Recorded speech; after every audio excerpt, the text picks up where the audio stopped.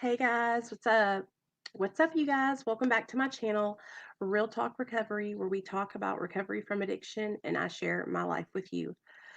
I just wanted to come on this evening because I didn't come on earlier. I know we were going to do our step study this evening, but me and Nathaniel went to go see a movie. And when I got out of the movie, I was just so tired, you guys. So let me prop you guys up so you can see me a little bit better. Hey, Merk. Hey, Liz. Hey, Erin. Hey, Melissa. Hey, Amy. Hey, family. Hey, fam. Okay. I just wanted to come on and talk to you guys because this week is the week. If y'all didn't know that, this week is the week that I go in to see my Suboxone doctor. In fact, I think it's the 12th or 13th. I have to figure out. Hey, Junior. Hey, Chrissy.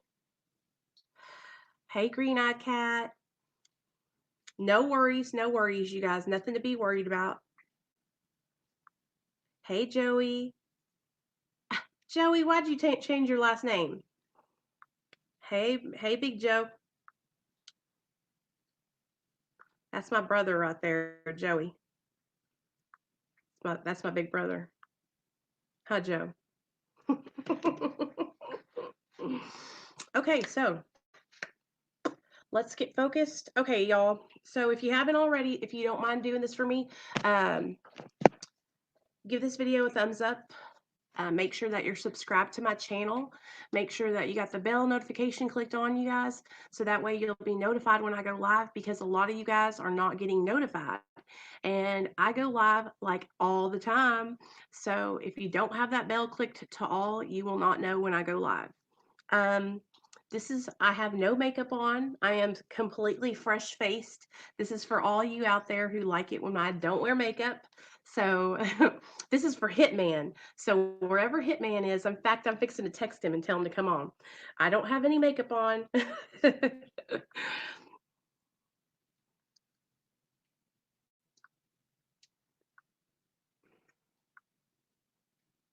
How was the movie? I see. Okay. The movie was really, really good. Okay. How many of y'all used to watch Dr. Doolittle when you were little, like when we were little kids? That's how long I've been watching Dr. Doolittle. So they did a whole like a remake of it, and it was really, really, really good, you guys. Really good. It was great. It was fantastic. Did you love it? Joe, I told you would love it. Wasn't that old man straight gangster?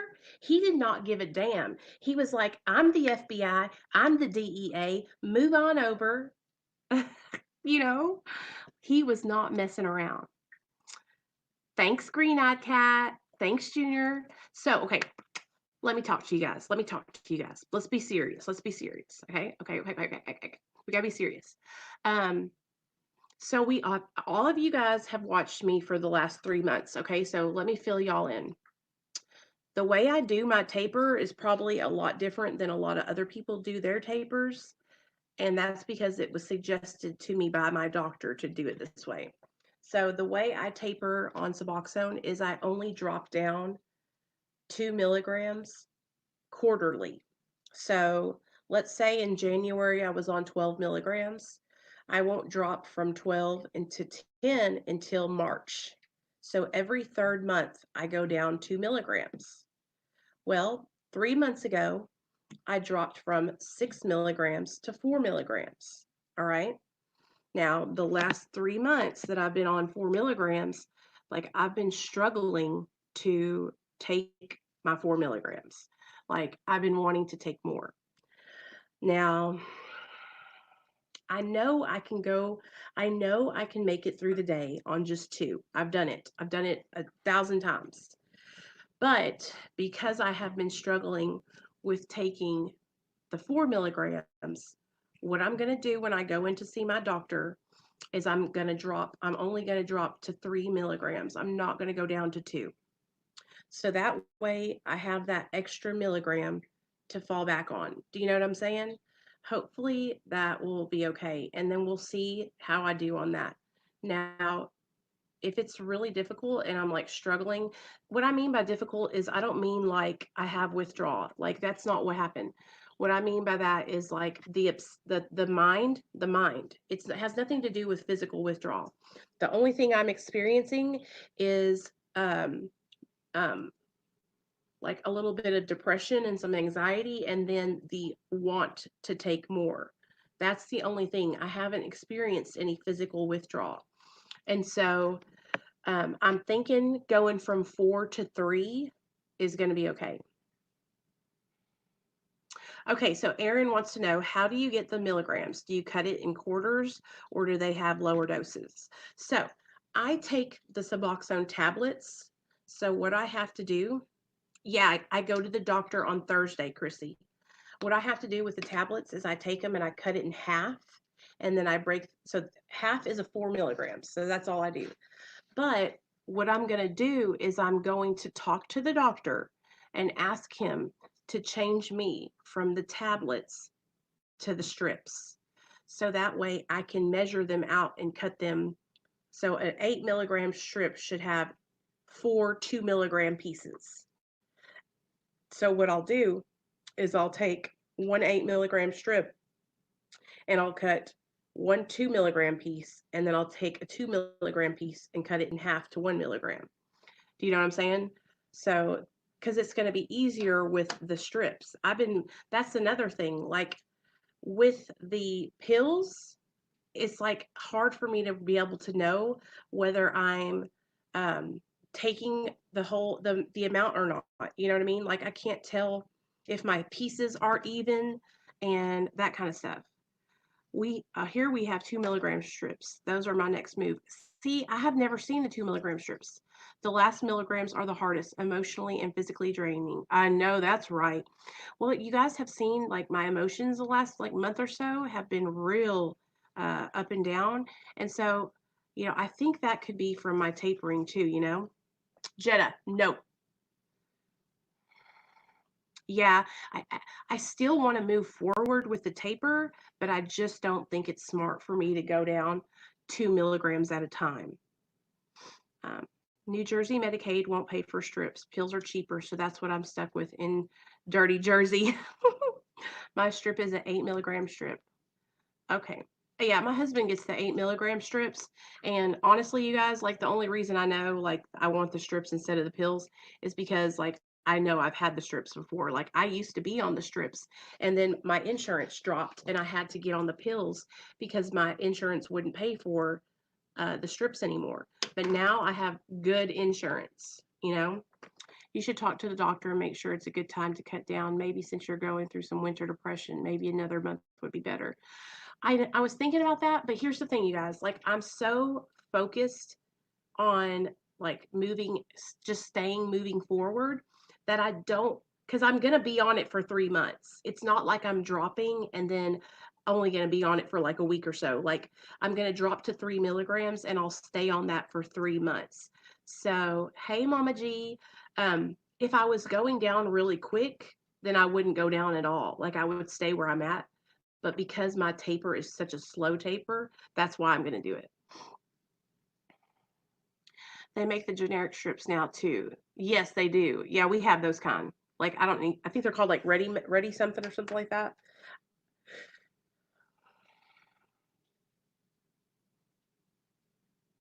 Joey, that's how it was here in Ohio until this year. They have the generic strips too. Yeah, it was like that till this year too here in Arkansas.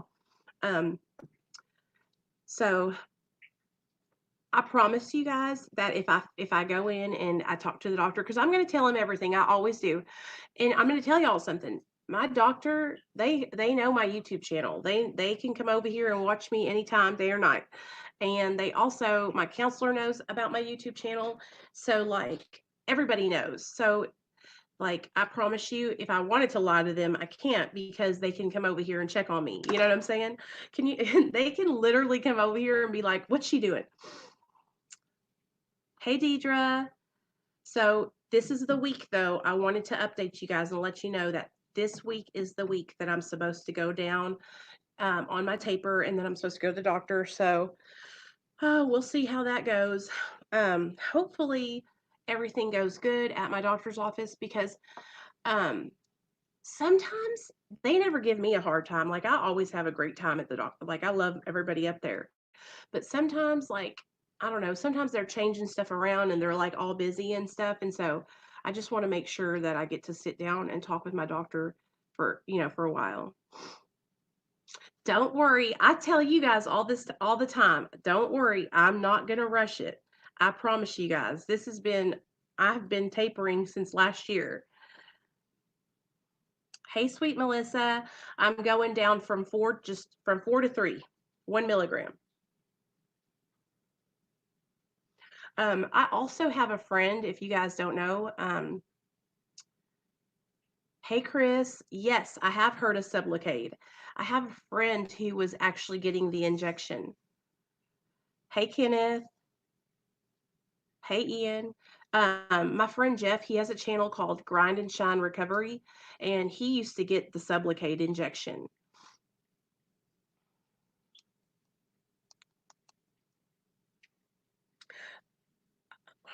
I've also been thinking a little bit like ahead. It was good, wasn't it, Melissa? Yeah, it worked really good for him. Yes, you could. Gosh, hey, Merk, will you link Jeff's channel here so that way Chris can contact Jeff? Hitman, I have no makeup on just for you. Oh, really, Deidre? Deidre, how does it work for your brother?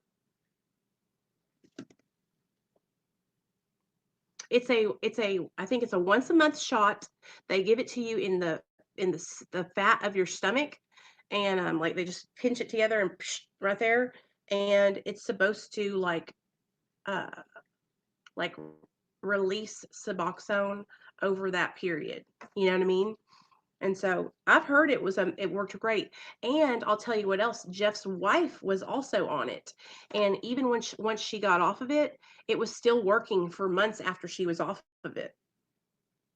Pretty awesome, huh? Really, Melissa, you're sweet Melissa, you're gonna love the pharmacist girl. It was so good. Nicole, totally off subject, but I never got a chance to tell you on the Patreon chat. My phone died and I need a new phone, so it charges so slow every time I tried to get back on. I can mail you Neil's old phone, Chrissy. It's a nicer phone. It's a black like Motorola or something.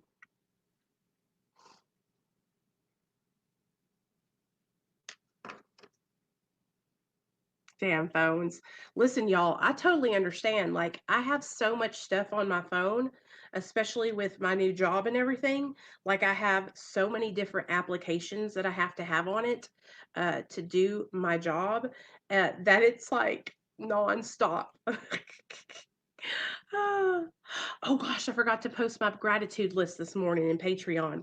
You guys, Chrissy, did you see how many people we have in Patreon now? We have 18 people, you guys. That's so awesome. Thank you to everybody that joined Patreon. I'm so excited to have you. And I will be posting a video in there this evening. Thanks for explaining. I step away. My son's having a hard time tonight and sad tomorrow. It's 2 years my mother-in-law passed and she was my son's rock. We are having a hard time this week, but breaks my heart to see him so sad. I'm sorry, Aaron. Maybe y'all could go out and do something just you and him. That'll kind of help him, take his mind off of it. Okay, girl. I want to get a nice like iPhone or something. Listen, y'all. I need two phones. I need two phones.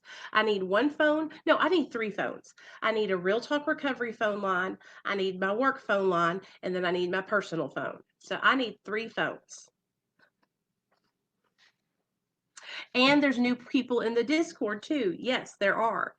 So y'all are doing it's awesome. I love seeing everybody like coming in and joining and just chatting with each other and hanging out. Like it's really awesome to see it, you guys. I get so excited.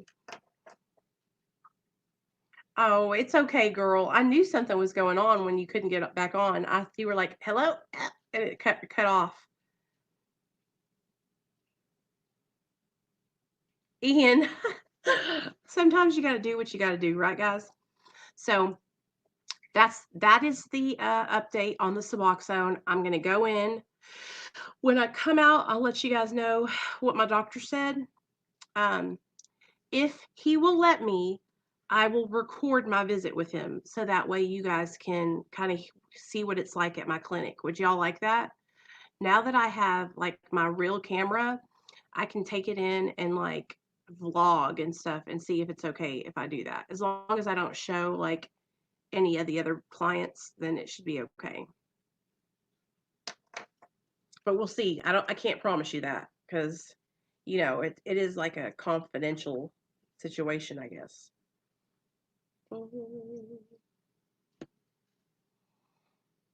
What's a bridge? That would be cool, huh? Y'all would love my like if I'm telling you guys, if y'all live here in Arkansas, you would love my clinic. It's a good place. It's a good place. They actually care about whether or not you stay sober, and it's just a good place. Whatever happened to the guy you talked about going to rehab to get off subs? Let me go check, Sabrina. Let me go check on him, and I'll tell you. Okay, sister? He has a YouTube channel. Let me go see. Yeah.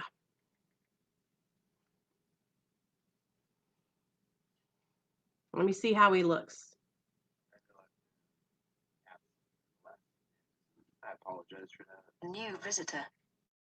Honestly, I've been going to public places and just kicking off sex riots anywhere I go. Just straight up trying to get plowed in the ass for attention, not even for money, just on the cut. Sex riots at malls, sex riots at bus stops. Those are the best. Because they're like, bus stop doesn't even give a fuck. They're just like, sex riots? Who cares? Take the bus anyway after this. Way better bus ride after a sweaty sex ride. No, that's not true. Honestly, I've been writing. That's my other profession that I neglect now that I tell these confessional tales on YouTube. I have to come up with rent next month. I have no idea what's going on with him, honestly, Sabrina. He doesn't look good, but Hey, Brian, what's up, man? How you doing? Girl, I don't know what he's doing. He's talking about sex riots, though, so you never know. I hope he's okay, you guys. We just have to pray for him, for real. Um, he's a wild one, that Ryan Leone. He is a wild one. Like he takes the cake for real. I've seen some live ones before, but he is a live one. Yeah, he was gone for like 5 or 6 days, and so he just recorded a video yesterday. So you can go over there and see for yourself. But um, I mean, obviously he's not doing well because he came out of treatment and he had gotten off Suboxone. He was still in withdrawal when he came out of treatment. He got on GHB. He got on acid and all kinds of other drugs, Xanax, Somas, all kinds of different narcotics, trying to kick the Suboxone withdrawal. And so now I don't know. I guess he's okay though. I mean, he seems to be alive. He's talking. Here's the thing, you guys. Hey, Summer. I really enjoy his stories. I think they're so cool. I love listening to his stories. I read his whole book, but I think that he needs to take time for himself and really, really work on his sobriety, because if he doesn't, he's going to die, and he's going to leave behind his beautiful wife and his beautiful child. So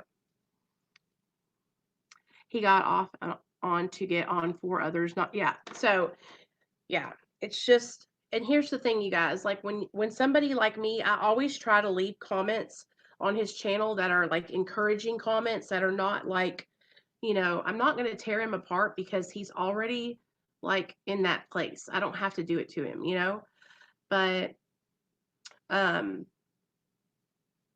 it's like, okay, so I'm an addict, all right? You guys know, and we see things in each other. Like an addict knows when an addict is bullshitting. Yeah, Kenneth. Okay. And so when I see him, I'm like, damn, I hope he gets it. I hope he's really serious. I hope he's like actually going to try. Um,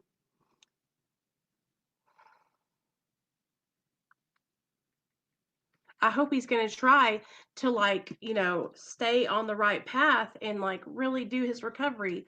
But you guys, I worry. I worry because you know why I worry? Because I see that I know it all kind of pride and ego. I was the same way though. So I understand. I knew it all too, you know? I knew it all too. And that's another thing, like I know a lot of people, I want to help everybody, right? I want to help everyone. And it was good, Joe. It was so good. That book, if you guys want to read a book that is like no holds barred, straight up tweaker, crazy heroin, tweaker sex, menage a trois, threesomes, then you need to read that book. It was wild. It was so crazy, but it was so good. Um, but let me tell you this. I'll tell you this about that. I have not just Ryan, okay? Like I have experienced trying to help other people that are just like Ryan, right? Um and when a person like me has like that has the answer, I'm like, this is all you have to do, right? This is all you have to do to get your life together. And I'm telling somebody that and I'm showing them that. And then they're like, well, I don't want to do that because I don't like this, that, and the third, right? I know Junior, he probably does miss me. Um, yes, Amy, yes, it was a lot like that. Yes, I've read that book too. Yes, that's what it is, Luca. It's like if you don't succeed and stay straight, then this is all going to be for nothing. It's going to be a huge tragedy. You know what I mean? That's all I'm saying is like it's cool to tell stories about your past, but it's only cool if you're like on the other side of it and you're not doing those things anymore. Do you understand what I'm saying? Like it's okay for me to go back and share about the crazy stuff I did in my active addiction, right? Because I'm on the other side of that. I'm living my life right today. But when you're sharing those kind of stories and you're still in that active addiction, then all you're doing is telling war stories. All you're doing is glorifying your addiction. You know what I mean? So that's what I mean. So that's about anybody, you know. Um, and I mean that in a positive. I mean that in a like hopefully he will he will take control and he will reach out and he'll get really involved in a 12-step program or some other kind of recovery program and he'll get his life straight. The only thing that bothers me when I watch his channel is like, hearing him be like, I've got to pay my rent. I've got to pay my rent. And it's like, what do you want people to do? Send you money? And I think that's what people do. You know what I mean? So anyway, don't even get me started on stuff like that, y'all. Don't even get me started. Y'all know how I feel about that kind of stuff. The only way, just it makes me uncomfortable when I see people that are. I feel like it might be even like taking advantage of people, you know. So anyway, never mind. I'm not even going to go into it. Um, Enabling, yes. Hey Bethany, what are you doing, girl? I'm so glad you all came to hang out with me tonight.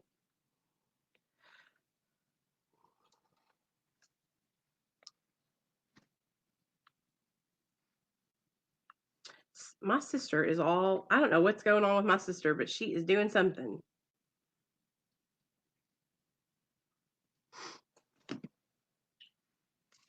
It's raining here and it's been raining for like days, you guys, days. So we're going to do it, you guys. We're on the taper. We're going in. I think it is Thursday. Hey Brandon. Um as soon as I go in, I'm going to let you guys know what happens. Oh, thanks. Hey Tyler, what's up? How's everything going with you, Tyler? You're locked in your house. Well, it must not be a bad thing. Sometimes you gotta do that, girl. Sometimes you gotta lock yourself down. I totally understand, girl. I've been there. I remember when I first listen to this. Let me tell y'all some stories. So when I first got sober and me and Neil lived here in this house, a bunch of my friends from my active addiction would come, like just drive by and knock on the door and try to get me to come out there, right? Hey, Summer, you can get his book on Audible too. Everything's good. It's been raining here all day too, but I'm not mad because it melted all the snow. Oh, we don't have snow, thank God. Fuck that. Oh, Brandon, I'm sorry, man. What's going on? What did you relapse on? Heroin? Brandon, why don't you get into why don't you go and get into a subclinic? That would and then get on subs and then get into some therapy, start going to some meetings and really start trying to get your life on track. You know what I mean? I mean, think about it, man. If this is going to be what keeps happening, like you're going to die. There's no shame in needing help, you know? Oh, Ryan Leone's book, Wasted Talent or Wasting Talent.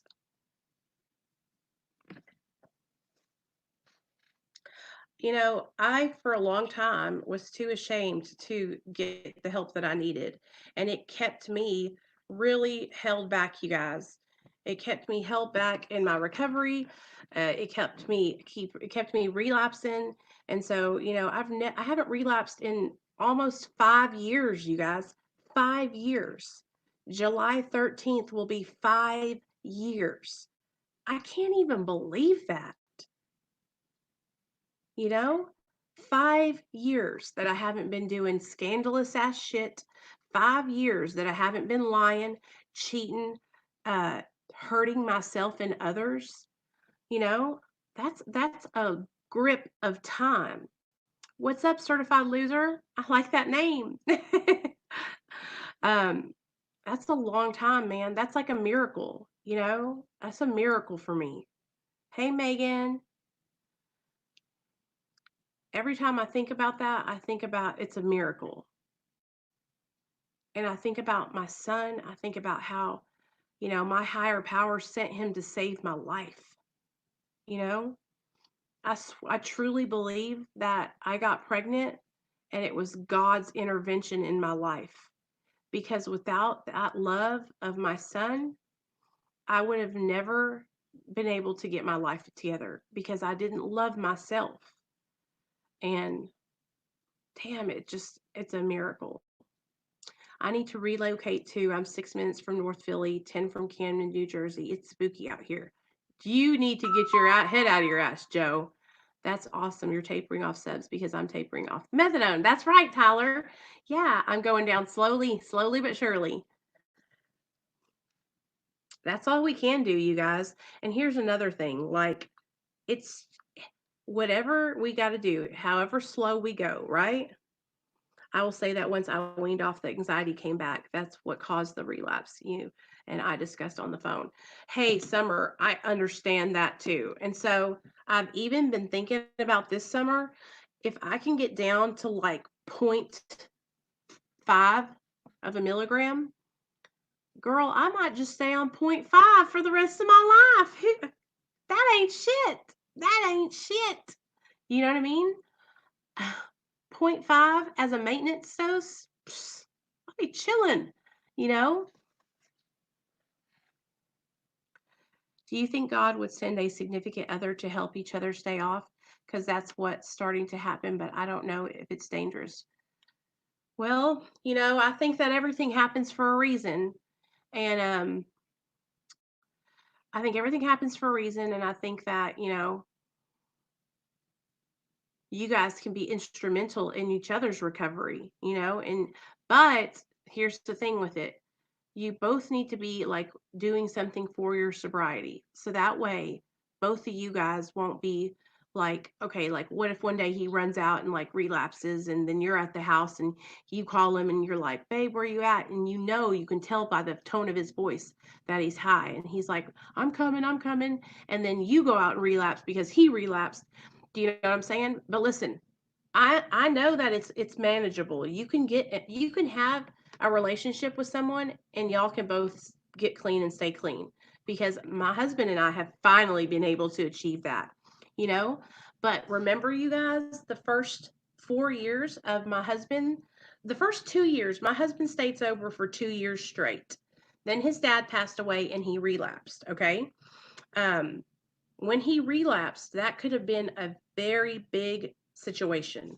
I could have relapsed right behind him, but I didn't. Thank God. Thank God. But that's the only thing that I get worried about when I see, like couples that are in recovery together is you guys need to make sure that your recovery is separate and that you're doing something for your sobriety and that he's doing something for his sobriety. You know what I mean? I met my boyfriend in outpatient and it was a downward spiral to hell. Girl, I know Sabrina, I've been there too, girl. I have had me some rehab romances, sis. Bad ones too. Ooh, scandalous. I was scandalous. Let me tell you guys about this. And see, Summer, so what's wrong with staying on that little piece for the rest of your life? In fact, you don't even have to tell anybody that, right? It's like so many people feel like they have to like get off their medication and that it's like the only way they will be sober is if they get off their medication. It's like I'll be on Lexapro and Wellbutrin for the rest of my life. Okay? For the rest of my life. So if I have to be on zero point 0.5 milligram of Suboxone for the rest of my life, I dare somebody to say something to me about it. I dare somebody. you know? Okay, yeah, it makes sense. Because when I was in Oregon by him, he threw all his alcohol away because he wanted to be better for both of us. So I don't know anymore. But that's the thing. He has to also, y'all both need to do something separate to stay sober. So that way you guys aren't just putting your recovery together. Because what happens, like I was saying, if one of you falls, and I'm not saying that either one of you will, shoot, y'all could both get sober and stay sober for the rest of your lives. It's so difficult staying sober with a partner who is also an addict. It really is, you guys. Hey, Mern Cat. Mern. Where have you been, Mern? I'm looking at you out of the side of my eye. So what do I got to take with to get in subclinic? I just wherever you go, look it up. Listen to me, Brandon. Get your ID. Go drive down to the Suboxone clinic and let them know that you relapsed on heroin. You've been trying to cold turkey and stay sober on your own, but you're struggling. And walk in there and tell them and get yourself set up. You have to be a strong person and really want to be done. Well, I already relapsed. He said if I kept doing it, he'd be done. Well, there you go, Bethany. Well, then you better get back on track, girl. That's okay. No, it's okay though. All right. I stayed on one milligram for 3 years before I got off. It takes what it takes. That's right. Takes what it takes. Takes what it takes. Nobody can. That's why I say don't judge. Some people are so judgmental. Some people that are not even addicts, you guys, they're like, what are you on Suboxone for? It's like, why do you care? Good. Hey, Nikki. Nikki says that her husband and her have separate meetings that they go to. Here's another thing that I've figured out with my husband is that, I'm super like into my recovery and I'm like balls to the wall, like I want to do everything to help other people and I want to do like all kinds of just recovery. And my husband is more like subdued and chill and like he doesn't want people to know that he's a recovering addict. Like he's more like secretive about it. And so that's why we really have to do things separately because I do a lot of different things than what he does. And also, like, I noticed that he used to start kind of feeling like he was in my shadow, you know? The thoughts have come back, though. I'm thinking about it seriously, Nicole. Yeah, girl, it's like just get on a low milligram and stay on it for the rest of your life. Who cares what anybody says? Who gives a damn? You know? How long have you been completely off of it? Oh, okay. 2 years, he said. 2 years, Mern. Yes, Brandon, please go in, baby. And that way you can get therapy and you can get the treatment that you need, okay? Don't let anybody ever fucking tell you that that's not what you need to do because I listen, I'm a chronic relapser, okay? So are you, Brandon. We're chronic relapsers. We relapse all the time. This is like, I'm so happy now, you guys. I've never been sober this long in my life. And I don't care if it's if I have to be on it for the rest of my life. The only reason why I'm tapering is because I'm trying to get down to a lower amount. And if I, like I said, if I get down low enough, I'll be fine. Been on Suboxone for damn near 10 years. Got me with the old maintenance card. Saved my life at once, but I'm going to have to get with my taper too. Just certified loser. If you're, just take your time, man. Don't be ashamed, okay? It's not a big deal, for real. Your life is a big deal, okay? What's Ian talking about? Oh, you say, why do you smell? Ian, that's right, Ian. Oh, I love you. I relapsed on Xannies and booze about a month back, but hey, shit happens. I'm back on the wagon now. Be careful with that Xanax, man. It's fucking no joke. I used to pop Xannies like they were going out of style. Yeah, Nikki, I'm the same way, girl. I'm the same way, and my husband is like, that's for the birds, you know? Oh, it's okay, Mern. I'm just giving you a hard time, girl. I'm just giving you a hard time. Going to get my phone fixed tomorrow. Okay, girl, you better. I used to always relapse. Me too, Ian. It's hard for me to get super close to people. I can imagine. I can understand why. People are dicks. People are mean.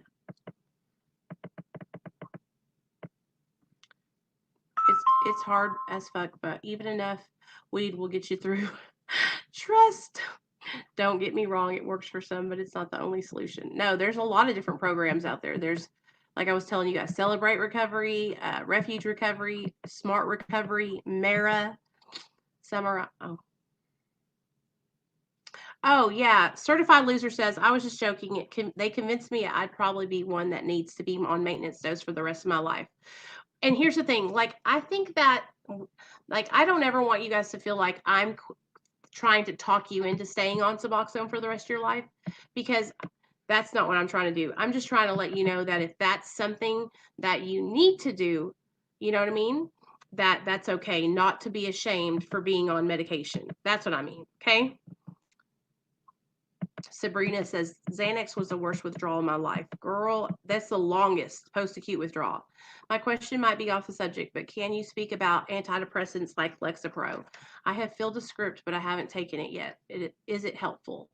Okay, so yeah, I'm on Lexapro. I'm only on 5 milligrams, but I used to be on 20. And what happened with me in Lexapro is I got to a point where I felt like it wasn't working anymore. And so I started tapering down. Last January, I tried to jump off of it cold turkey, and it was horrible. So here's the thing. Once you get on a SSRI or an antidepressant like that, make sure that you're ready to get on it and stay on it, because they're not easy to get off of. It's not like the same withdrawal as like an opiate, or it's like a weird kind of like it's just a different kind of feeling, but it's not like, it was hard for me, but I have to be on that medication. It helps me with my, my depression, and it helps me with my anxiety. And so Lexapro and Wellbutrin help me. Those are the medications I take.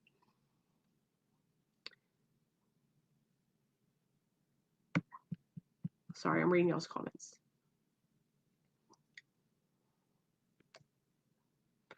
Chrissy's been trying to get off benzos for 5 years. Methadone withdrawal almost killed me, but I went cold turkey off 200 milligrams a day. Been there, done that too, Amy. God, I remember that shit. It was like literally smelled like death upstairs. I tell people all the time that the whole world is addicted to something: food, people themselves, money, cars, porn, TV, social media, phones. Society has just decided what's acceptable. Exactly, Jay. Exactly. Um, and it's like, why do they get to decide what's acceptable? And that's what I've been trying. That's what I share with you guys over here. It's like, Oh, it's up to me and you guys what we do for our recovery in our lives. It doesn't matter. Nobody has power over our lives. And if Suboxone is something that has saved your life and helped you to maintain a healthy lifestyle, then you know what? Fuck everybody else. Fuck them. You know, um, I'm telling you guys, it's taken me so many years to get to this point where um I am not ashamed of being on medication assisted treatment. It has taken me, hey Ashley, it has taken me a good 4 years to get to a point where I held my head high. I'm proud of myself.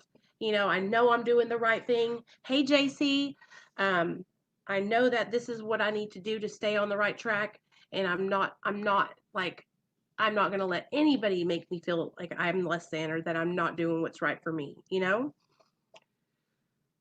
That's what yeah, Amy says antidepressants will make you feel way more depressed when you stop taking them. It makes you feel like you need it more than you really do, but once you get it out of your system, you're not as bad. And for me, here's what happens with me, you guys. I think because of the many, many years of shooting methamphetamine and shooting oxys and eating pills, that my brain no longer produces dopamine and serotonin and all that kind of stuff.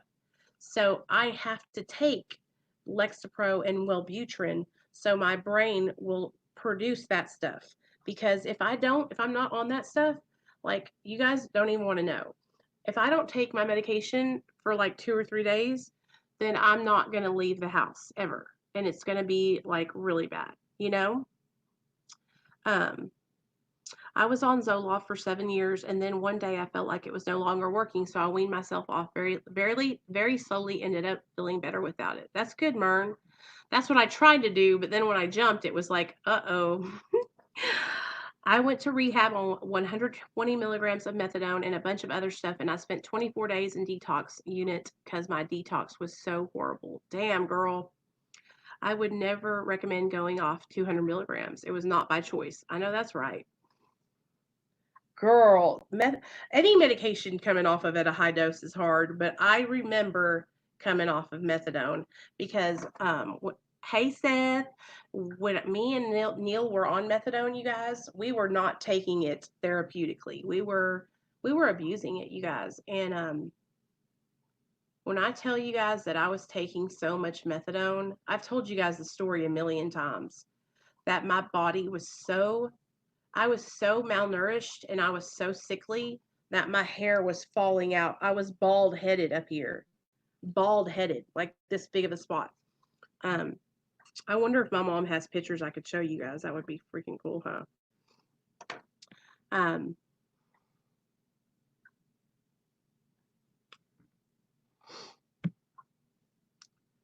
I just want you guys to know that here on my channel and here what we're about is supporting each other.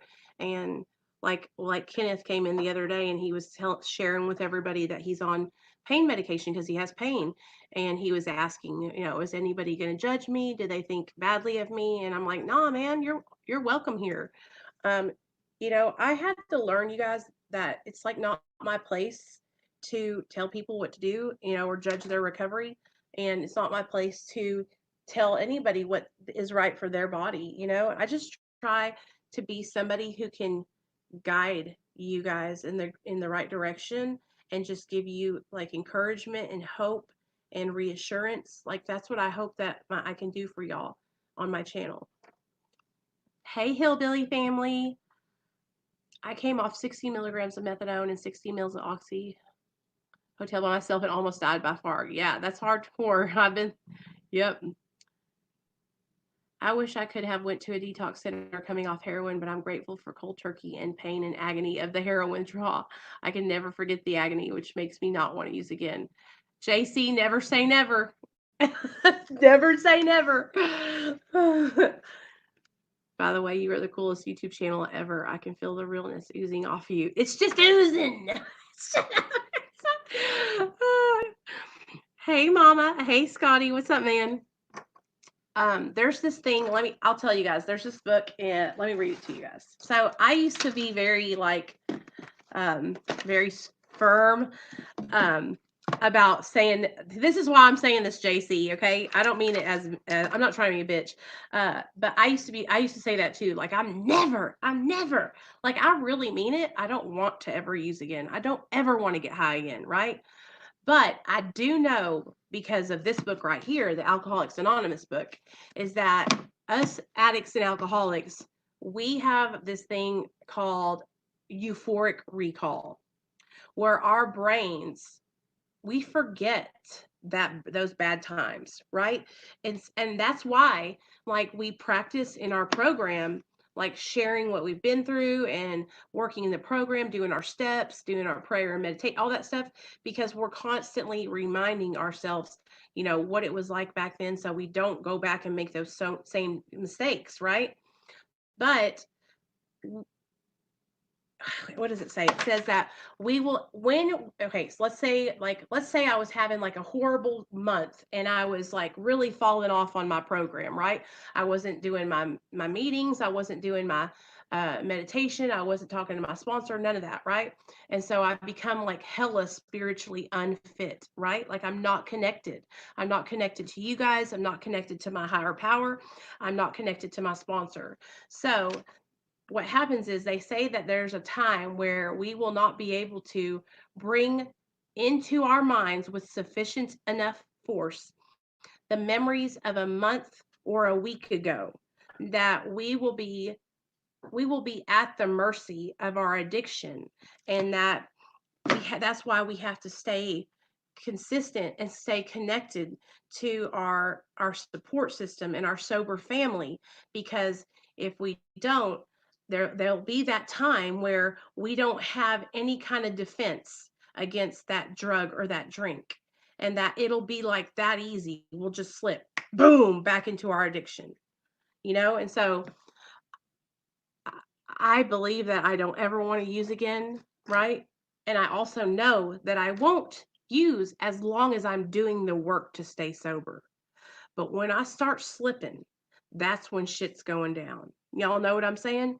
And that's why, like, whenever I share with you guys on here, like, I don't want to push anybody to do any certain programs, but I really want you guys to look into, like, working some kind of recovery, doing something to where you're focusing on your sobriety, whether it be like I was telling you guys about, smart recovery, refuge recovery. Um, what other recovery programs are there? Celebrate recovery.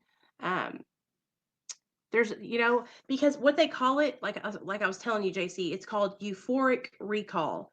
Euphoric recall. What that means is our brains don't remember, like, I mean, of course we can remember, but it's like our brains, when we remember things, our brain automatically goes back to the feel good stuff, right? The pleasure, okay? The happiness, the good memories, right? And so let's look up euphoric recall so I can share it with you guys, all right? Euphoric recall. I'm teaching y'all now. Come on now. Come on now. Come over here and sit down. What does euphoric recall contribute to relapse? Okay. Addiction is both physical and psychological disease. While many people mistakenly believe that the addiction is primarily a physical attachment to substance abuse, the reality is that people become addicted through both physical and psychological channels that are intrinsically related. With both physical and psychological pathways at work, addiction becomes a powerful disease that is difficult to fight. Learning how the addicted brain works can empower a recovering addict to avoid relapse. The euphoric high felt during drug or alcohol abuse directly affects an area of the brain called the pleasure or reward center. This is the same part of the brain that manages a variety of important psychological functions, such as the following: emotional response, anxiety management, coping with stress, reinforcing behaviors, the ability to resist impulses. Drugs and alcohol provide real, albeit temporary, relief of emotional pain or distress in the part of the brain.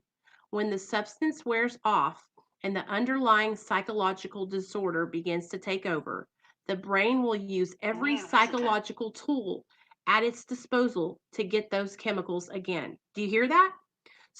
The brain will use every psychological tool at its disposal to get those chemicals again.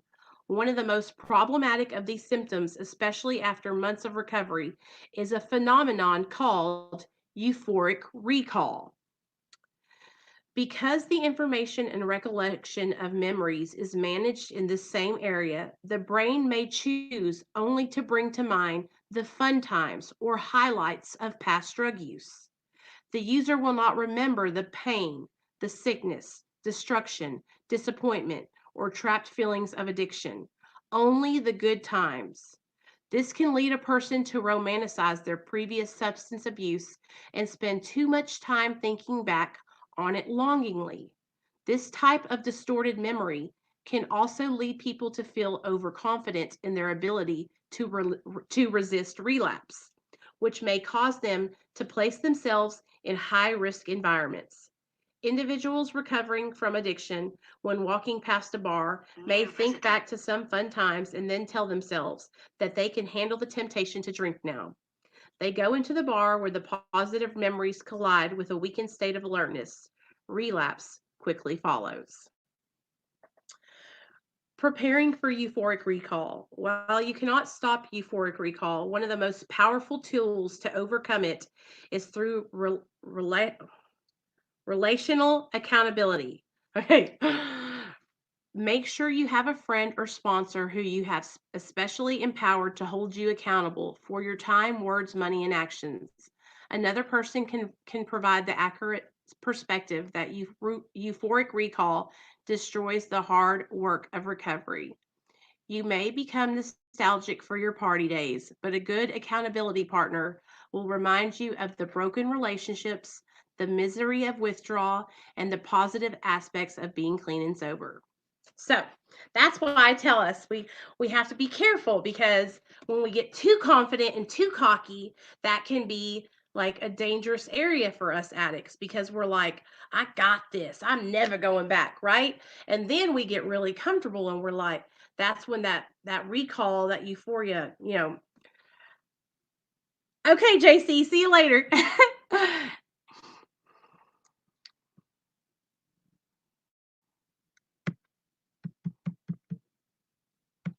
Oh Lord, what do we got going on in here?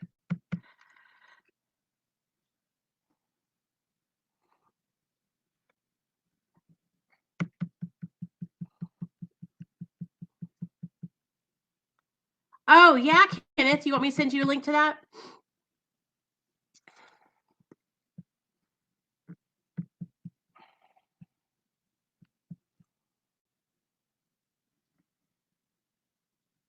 That's right. It's legal and you can build your life. And that's what we have to remember, MT, that like maybe that's what worked for you, but just because that's what works for you doesn't mean it works for someone else, okay? Like remember that. We're all just trying to support each other and do better in life? I'm telling you guys, like I don't just tell you guys these things because I'm like, oh yeah, I just made this up. Like this is stuff that I'm telling you because I I I I learned it. You know what I'm saying? I'm gonna link it in the chat, that article, okay? Um, Let me get it for you guys. That one is like the thing that really hit me whenever because I get really comfortable in my recovery, you guys.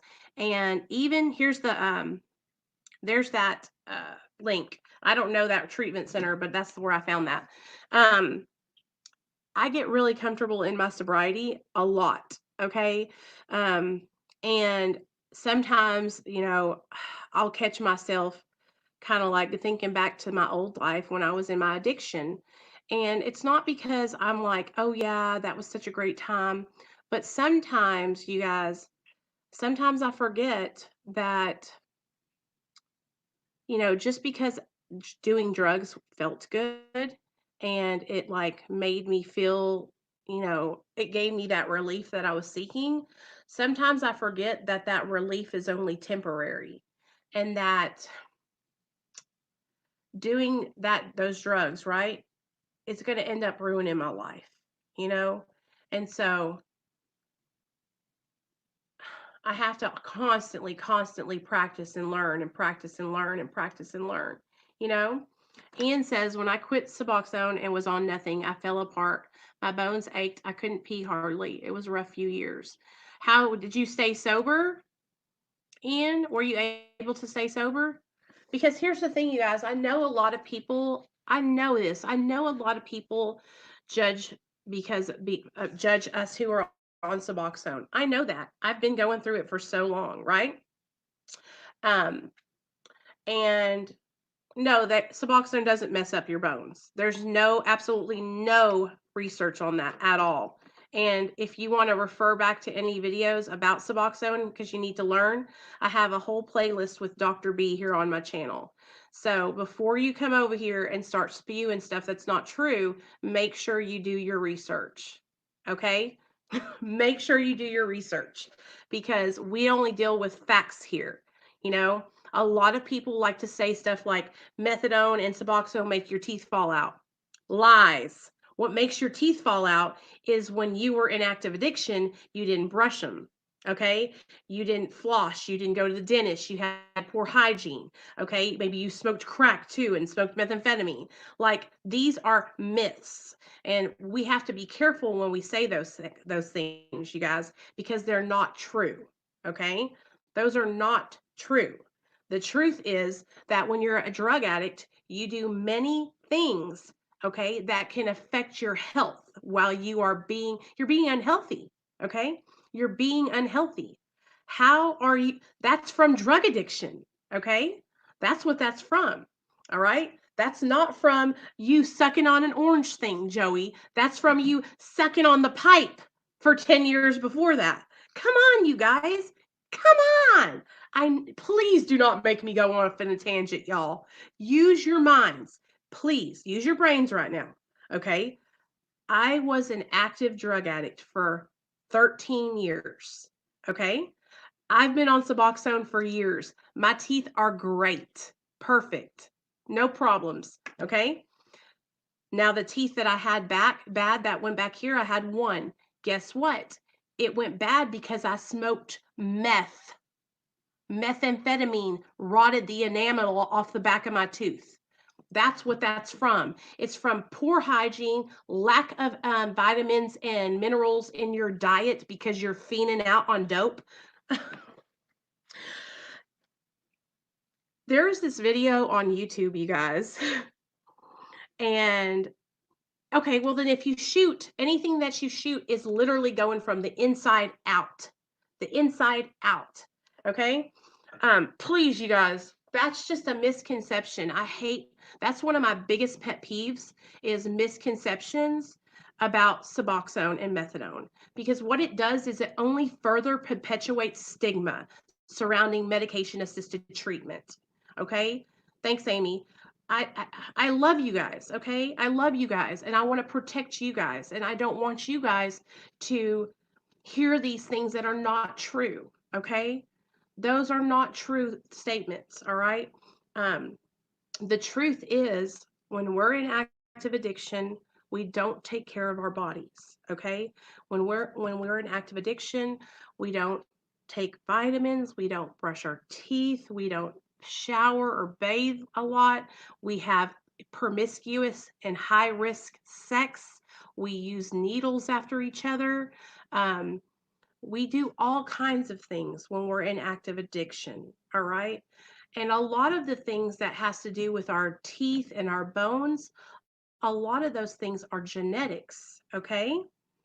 Yeah, and that's the thing, you guys. Like, I'm glad that you gave him a chance, Amy. Good job.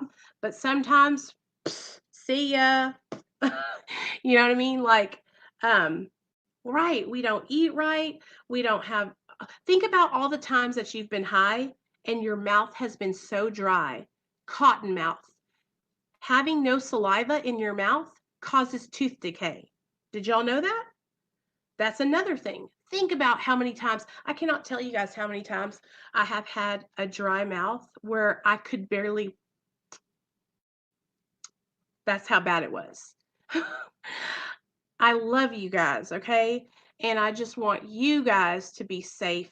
Hey, Susan, I want you guys to never feel like what you're doing is not right for you. Um, there's enough people out there talking negatively about medication assisted treatment. We don't need that shit over here on Real Talk Recovery. You know what I mean? Um, that's it. Okay. I won't beat that dead horse anymore, okay, y'all?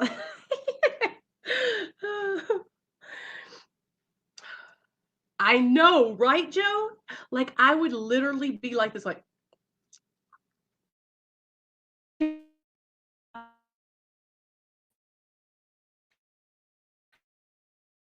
oh God, am I losing? Look, the computer's like, get her off here. Yes, that's right. All the money's gone to addiction. Let me tell y'all a story about not being able to eat. So me and Neil, we were living in this little one bedroom efficiency. I know, Ian, you know I will. We were living in this little one bedroom efficiency, and we literally like all we could eat because we had no money was what are they? Cheese quesadillas for months. Cheese quesadillas. And also, another thing that I would do in active addiction was all I would do was drink Mountain Dew. Do you know how Mountain Dew is so sugary and just like that's bad too? I miss like all your lives of the past month. Me and my kids have been getting sick as hell lately. Susan, same girl. Nate had the flu for a week and 3 days. So I totally understand. Also, they shut down the schools here for 2 days. So he's out of school because they're cleaning the whole school. So I totally understand.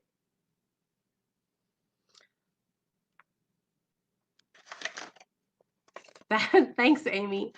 Anyway, that's all we could eat was the cheese quesadillas, and I've also been at times where all we had money for was ramen noodles. I love it. Good night, Joe. I love you. Go brush your teeth. I love you. Be good, okay? Text me or call me later. Let me know you're doing okay. Hey, Brad. I know I saw that. Can you believe that? Yeah, Susan, they closed it down for 2 days and they're cleaning and disinfecting the whole school because our teachers and the students were sick where they weren't. There were so many absences. Hey, Kyle, what's up, bud? Big Sid literally cracks me up so bad, y'all.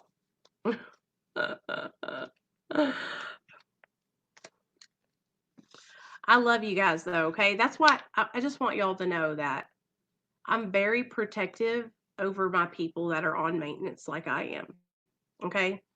I'm very protective over you guys um, because I remember a time when I had just come out and I was sharing about being on Suboxone, and a lot of people were telling me that I didn't need to be on it and that I needed to stop. That I needed to stop being on it. That I needed to get off of it because I was probably on. Um, that it might as well be on heroin. What comment, Brad? Really, Kyle? That is so awesome. Kyle, you should message me on Instagram. Yeah, Susan. Do you follow me on Instagram, right? On Real Talk Recovery? Send me your phone number over there. Or you can just text me here. Look, here's the Real Talk Recovery phone number.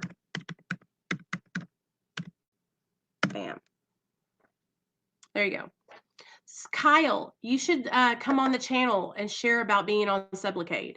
I would love for you to do that if you don't mind. Love you, Kenneth. I appreciate you too. Girl, I love Raymond. Listen, Summer, back in the day when I was in prison, we used to make why did I highlight soups? Well, did you see the phone number? I put it up there, Susan. It's like one comment up. Look, 501-991-5149. Kyle, message me on Instagram at Real Talk Recovery. I would love for you to come share your story with us about being on Sublocade. I'm all about advocating for maintenance medication, you know? Okay, that's what I was trying to say. I am very protective over you guys because we don't, like I said, I went through it. I got made fun of. I got bullied basically by other people in recovery because I was on Suboxone and I was sharing my story. All right. And so I'm very, very protective over you guys because I can handle it, obviously, but other people can't. And I'm like, if there's no way somebody's going to come up on my channel and make somebody feel fucking bad about what they're doing for their recovery. And if it's on my time, shit's going down. You know what I mean? I'm not playing that game.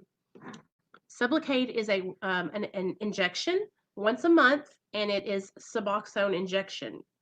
Um, I think it's just the buprenorphine. I don't think the naloxone is in it. I think it's just buprenorphine, but it's just a once a month injection.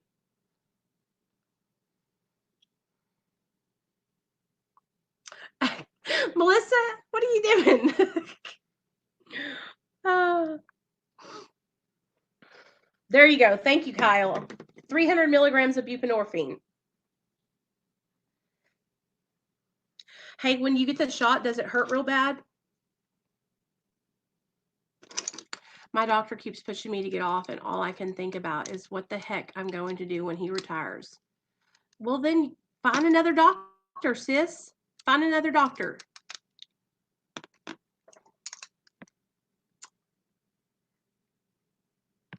Let me see. Find another doctor, baby girl. If you need help finding one, you can text me on the Real Talk Recovery phone. I'll help you. Saw your video about Suboxone and making you feel bad about it. New sub. Loved your video. I'm over a year on maintenance and just became a new homeowner.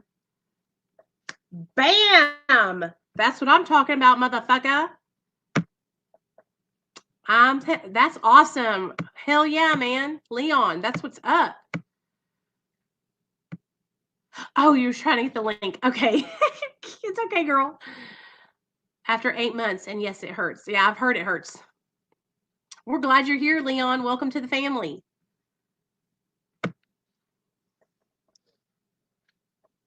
What video was it? Was it the video that's titled You're Not Sober If You're on Suboxone? Because I think that video has been getting like a lot of traction. Hold on. You're not.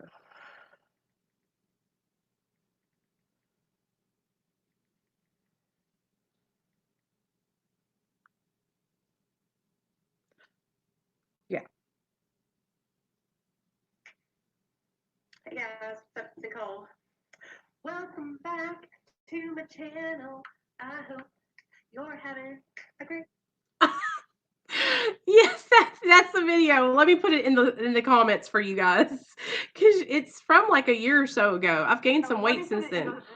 Did you hear me singing, you guys? I was like, welcome back to my channel. I hope you're having a good day.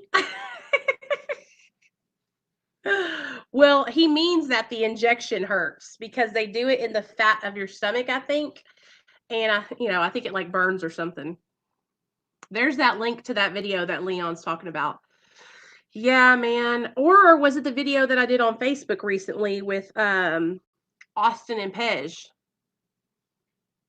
I'm so glad everybody's finding the channel, though, you guys. Welcome to the channel. Welcome, welcome, welcome. Real Talk Recovery is just, we're super cool, non-judgmental, open-minded people.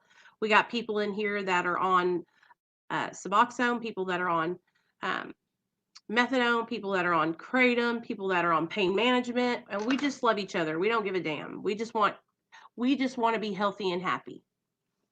So, Leon, that's all my videos. Welcome to the family, though. We have videos that are like hours long over here. Anyways, you guys, I'm going to get off here. I'm getting tired and I've been on for an hour. So I love you guys. I'll see you guys Wednesday. I'm uploading a video about the progression of my addiction. Okay. So that will be up on Wednesday. Tomorrow, probably not going to come on. I might just, you'll see. If I come on, you'll see me. But just for everybody that's new, I go live Mondays, Wednesdays, and Fridays at 7 p.m. Central Standard Time. So you can always find me here Mondays, Wednesdays, Fridays at 7 p.m. Central. And yeah, I love you guys. Thanks for everybody that came out tonight and added something positive to the conversation. Thanks to everybody that asked questions. Guys, I don't, there's never a stupid question. Like, I don't mind if anybody comes in and they don't understand or they want to ask questions about medication assisted treatment. The only thing I just don't agree with is just being nasty about it. So we just got to remember that everyone's different. Everyone's in a different place in their sobriety, and it's better to just be loving and tolerant and accepting of each other, because we never know where somebody might be, if they're struggling, what they're going through. Okay. All right. Love you guys.